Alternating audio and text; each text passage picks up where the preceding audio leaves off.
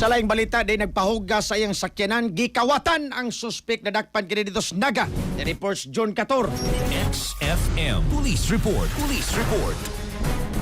Yes, nasikop sa kapulisan sa Dakbayan sa Naga kining usa ka lalaki nga gitumbo kamoy nangawat ini mga alahas gikan sa bag niniga usa ka babae nga nagpahugas sini pakarwa sa iyang sakinan baga alas 4 ni sa hapon kagahapon adlaw dito sa Barangay West Poblacion Dakbayan sa Naga kining suspek nga gitumbok yun kamoy ni kawat giila kini nga si Sean Jamir Atinado Makawiwili 36 anyos samtang kining biktima mao si alias Elsa 42 anyos residente ni sa barangay na Alada, Naga. Sa investigasyon sa City of Naga Police Station, hitabo ang insidente kaghapon sa alas 4 sa hapon dito sa lisgotang lugar. Diin matod pa gidala nining biktima ang iyang sakyanan aron unta ipakarwas ang suspek maoy mi atubang nining biktima maoy ni asikaso atol ni sa maog higayon sa pagpanghugas apan sa pag-abot sa biktima sa iyang panimay iyang namatikdan nga nawagtang na kining iyang mga butang nga gisudya sa iyang bag lakip na usab kining iyang bracelet nga gold,